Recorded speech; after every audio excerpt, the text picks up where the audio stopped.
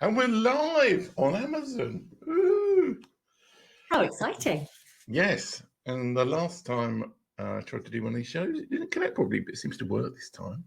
So, you are an avid reader. I had long conversations with you in Edinburgh, I think it was, about that's right. and the like. So, how did you become such an avid reader? How many books do you read a year? And tell us a little bit about yourself. Don't get into too much. Too much of. So I think looking back at reading, I've always read as a child. My mum was a reader. I grew up, my parents had a newsagent, so I was always either heading a book or a magazine or something. And that just carried on through adulthood. I loved scouring secondhand bookshops as a child. It was one thing that we're allowed to go in and buy as many as you wanted. That was my mum's philosophy. Books, you could have as many as you wanted. Toys and other tat, not so much. And yeah, I've absolutely loved it since. In terms of reading, it goes up and down really. So I try and read at least 2 books a month. Oh, okay. I've always been a non-fiction girl. Yeah. I've always struggled with fiction, but probably about 2 years ago, things changed. So a friend of mine said, "Oh, Cam, have you tried reading fiction in the morning and then non-fiction in the evening when you're going to bed?" And I don't know how, it seemed to work. So as soon as I started that process, I was able to get through a lot of non-fiction books, the other way around, non-fiction books, and I've just changed the way I read. Absolutely love it. I do read really fast. I didn't realise how fast it was until I was speaking to my sister the other day. I can go away for a beach holiday, get through 3 books quite easily. Okay. That's good. Do you want to start talking about the first book? Yeah, let's go for it. All right. Let me do mine. And it's Everything is Figureoutable by Marie Forleo. This is a brilliant book. So this one was one of the very first non-fiction books that I was able to finish reading. Oh. Okay. And it's Marie Forleo that's actually changed my whole perception when it's come to working on yourself, self-development, and just expanding what I can and can't do. So this was recommended to me by a friend. And I thought, let's give it a go. I'm not really into these things, but let's try. And this is the first book that I tried reading in the morning. So I'd set aside 15 minutes every day. And the great thing about this book is she puts it in plain English. Everything is figureoutable. Everything can be fixed. You've just got to find a way of doing it. And it gave me a great way of I learned how to journal. I learned how to get inside my own head. And anyone that's not really sure about books around mindset or changing your behaviors, this is a brilliant book to start with. I've now got an audiobook as well, and it's one that I go back to time and time again. So how would you describe it? You describe it as a self-help book, or is it a business advice book? No, it's a bit of everything really, because you can put it in whichever context you want. If you're a business owner and you're struggling with certain aspects of your business, or you just need some motivation, it's great because it talks you through different steps that you can do. Or if you are at a point in your life where you're not really sure what you're doing, or you're just fed up with what's going on in life, again, wherever you are and whatever's going on in your mind at the time, this is a brilliant book to help you. What she's also got is videos that go alongside it. So you can jump on, you can watch a video. And what I like about Marie, she's very straight talking and just tells you how it is and doesn't beat around the bush. And I think that's where I struggle with lots of people that are a bit wishy-washy. She can be quite harsh, but sometimes you need to be told the truth. Yeah. Okay. Shall we move on to the next book? Yeah.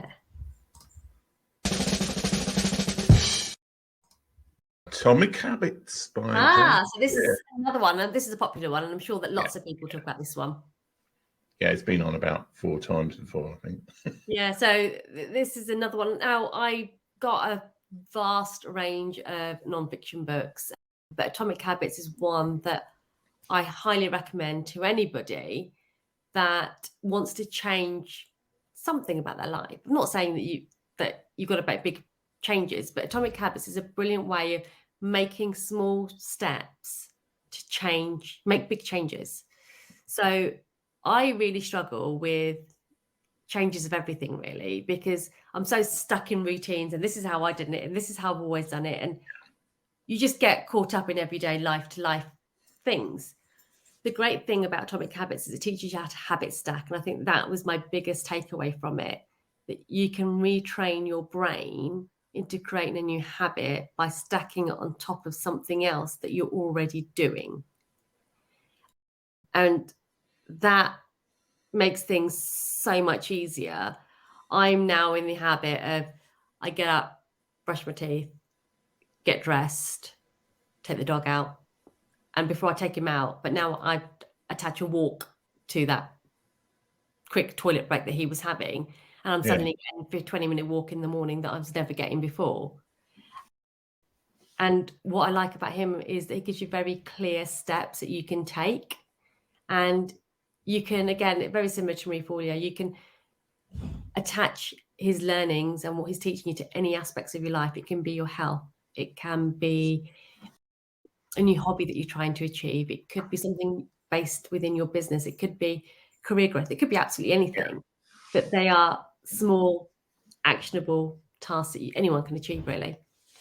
Yeah, I have read this book before, but I need to reread it. Well, I say I've read it. I listened to the audio book of it. I think at double speed. I think I was on a train journey, so I get missing bits of it.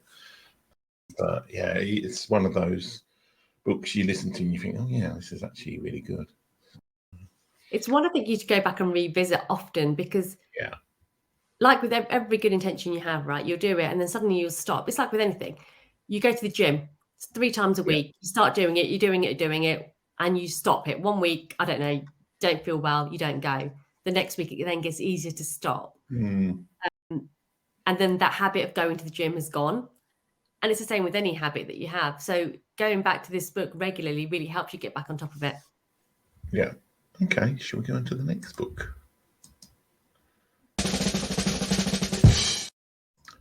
The 5-second Rule by Mel Robbins.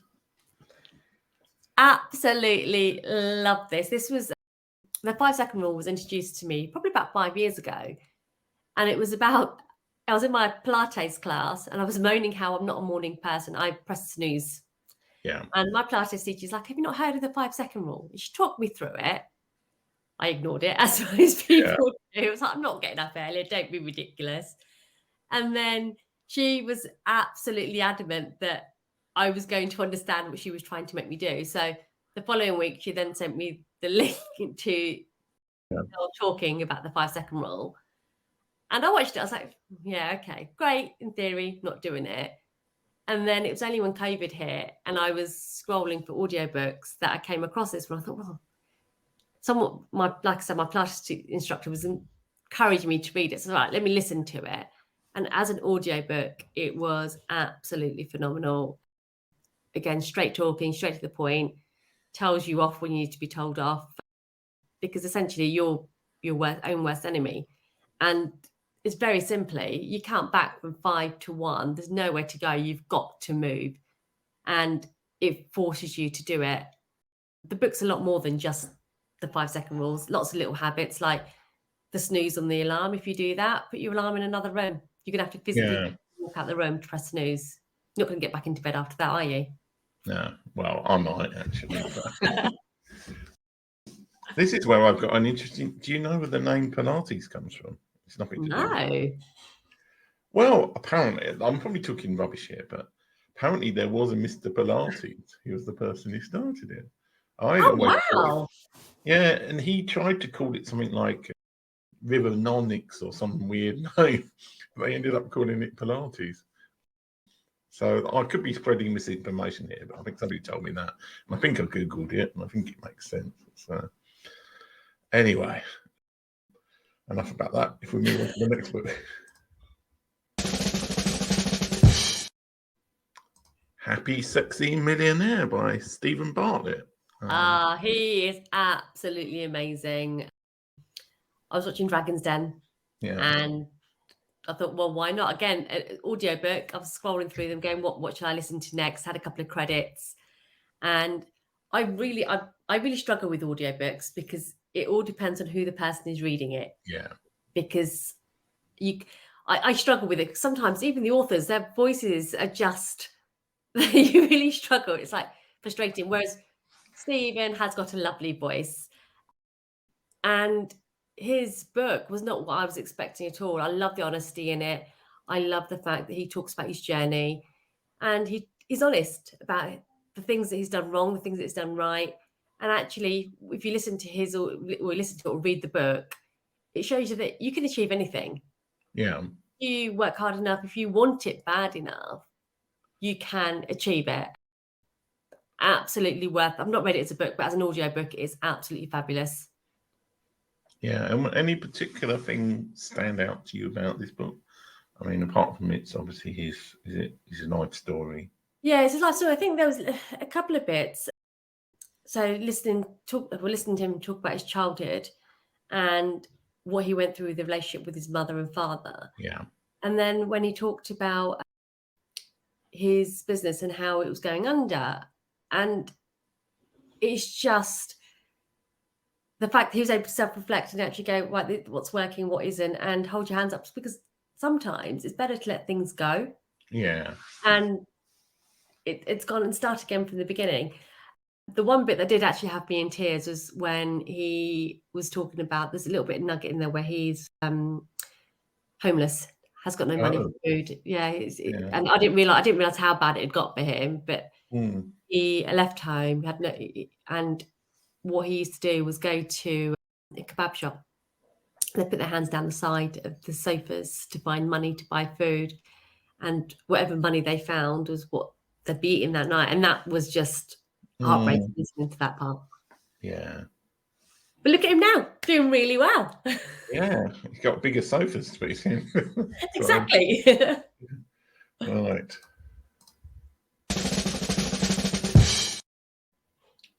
Girl, Woman, Other by Bernardine Evaristo. I have finished this book about a week ago. Oh, it's been on my reading list for ages. And my sister bought it for me for my birthday this year. I'll be completely honest, when I asked for it, I didn't actually know what it was about. I was told it was a good book to read. Yeah. And when I got it, I was like, okay, let's start. And I wasn't really sure what to expect. The writing style is something that I've never read before, but it was absolutely phenomenal. It's not, without giving too much away, it's about lots of different women. And it bounces back and forth between now and the past, and the women, all these different women in their lives, and how they've got to where they've got to. And then obviously all the women are intertwined in some way or another. But listen, a lot of it I can imagine, a lot of it probably is real. And growing up in London, dealing with racism, women coming out as being bisexual or gay, and reading through what they've gone through, it's absolutely, sorry, I'm not sure what happened there. It's absolutely phenomenal. Tearjerking, again, one of those books that has, you're laughing, you've got belly laughs. It's so funny. And other bits, you're just sitting there, tears streaming down your face because you cannot believe some people are so cruel out there. But absolutely worth the read. Anyone that picks it up and starts reading it, after the first chapter, you might go, oh, I'm not really sure if it's my type of thing. Keep going.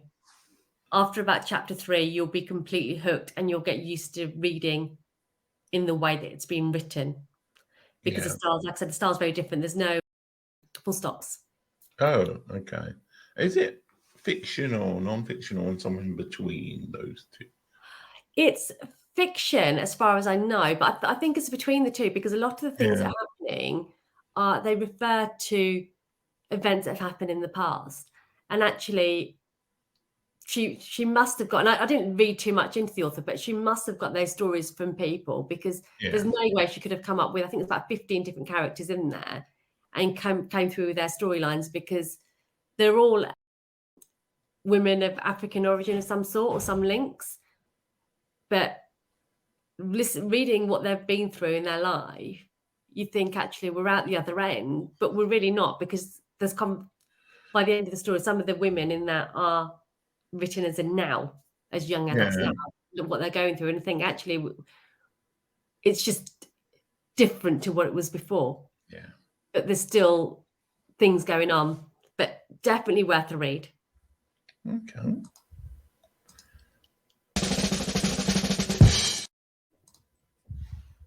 Thursday night.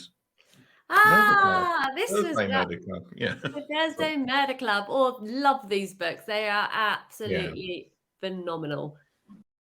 It was I started off last summer with book number 1.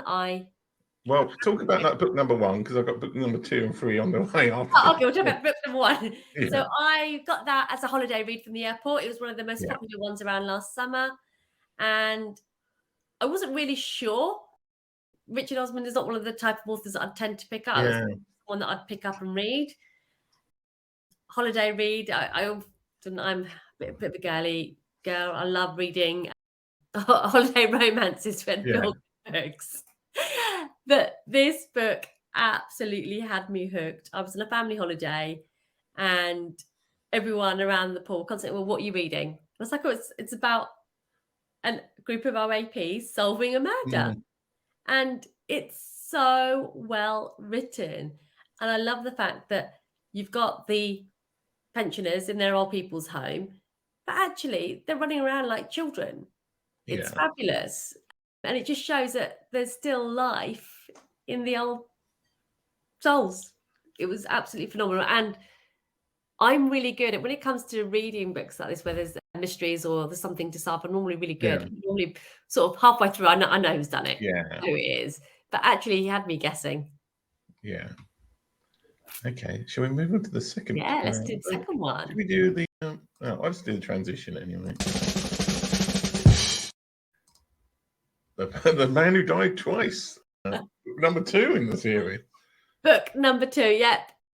This one... Sometimes, when you read a book, or it's like watching a TV series, you watch the first one, you read the first book, and the second one never lives up to the first one. Definitely does. I was quite happy with the fact that I didn't actually discover the Thursday Murder Club until all 3 books had been released, so I could read them back to back. And The Man Who Died Twice was fabulous. I would probably say it was out of all 3 books, this was my favourite one.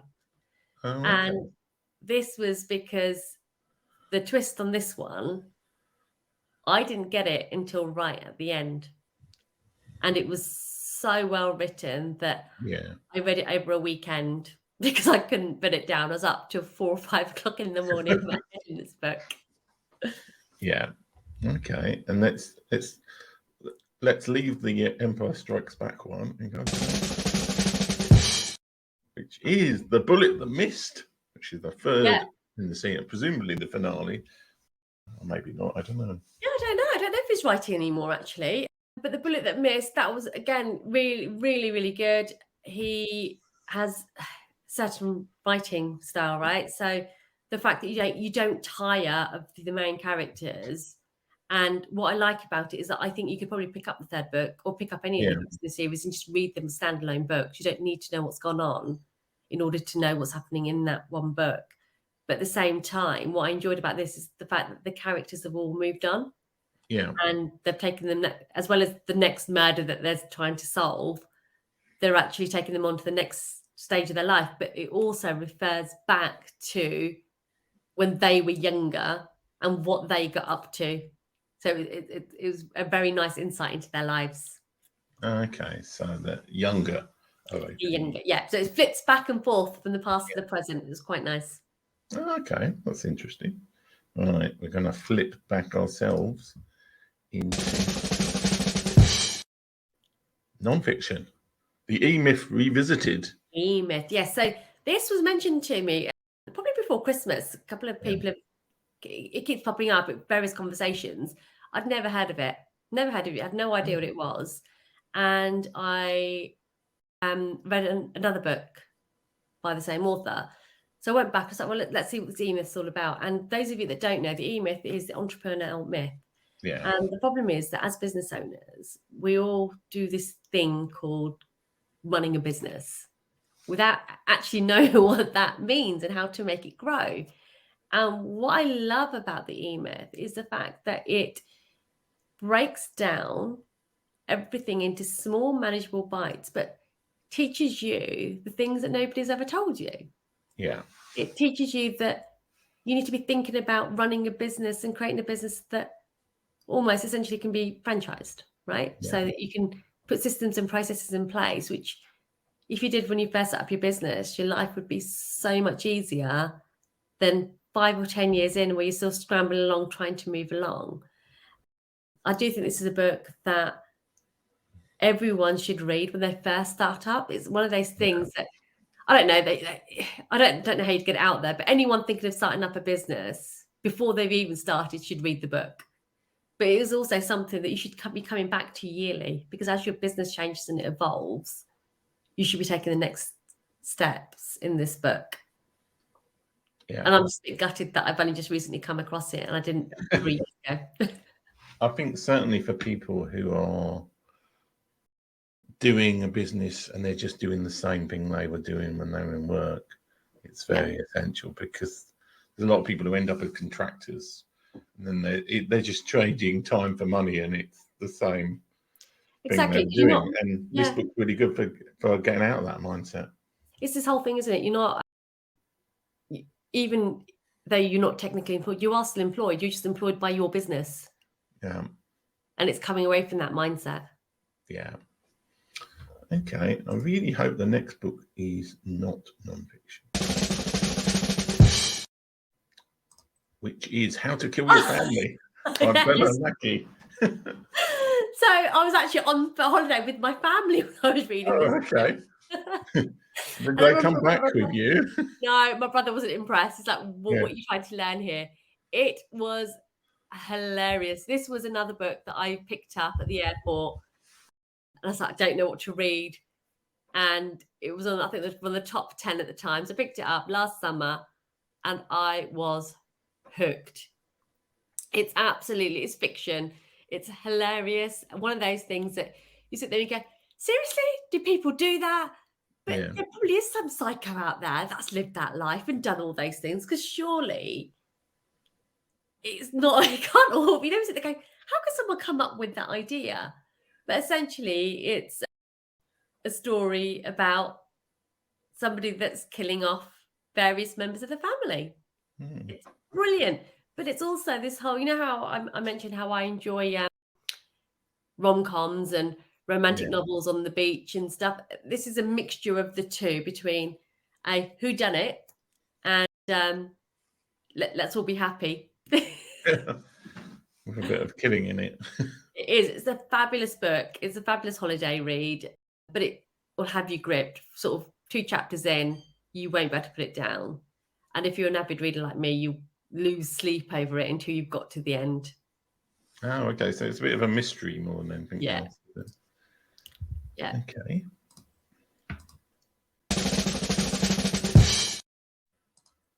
Untamed, Stop Pleasing, Start Living by Glennon Doyle. So this is non-fiction, I think. Yeah, so this one, I've always considered myself as not being very woo-woo. Yeah. It's like, it's not really me. So it's something that has been recommended to me. It's been recommended to me for a while. And I was like, oh, not really my type of thing. But I decided to try an audiobook. And her voice is so soothing that it was a really good listen. And what I really enjoyed about this book was the fact it was her life and how she's changed who she is and changed her whole path. But the fact that it talks about how you can do things as well, and actually trying to recognize when you're unhappy or you're not achieving what you wanted to achieve. You're not doing what you're out here to do. Yeah. And it's really hard to start saying no to things that no longer align with you, but then saying yes to those scary things that just push you out your comfort and make you feel alive. Yeah.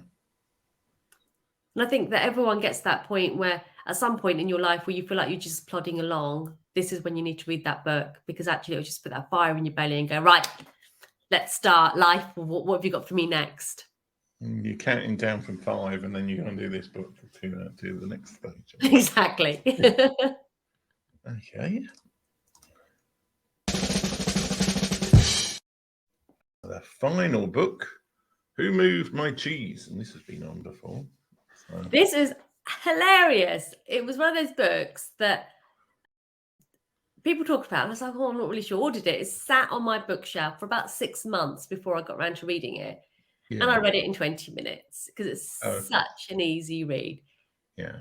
It's a real good story about 2 mice and the block of cheese has been moved, and 2 very different ways of thinking about it.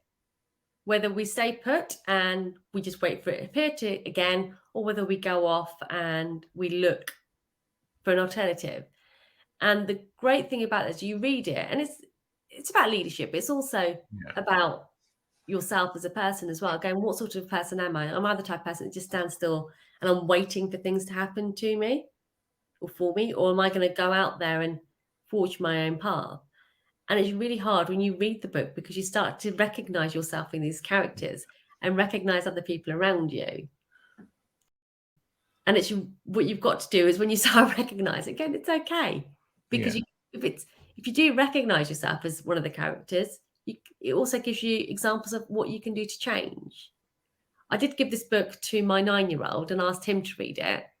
And even he got so much from it. So it's a book that I would say everyone can enjoy, whether you're employed, whether you're a business owner, whether you're just sitting at home and you've got children.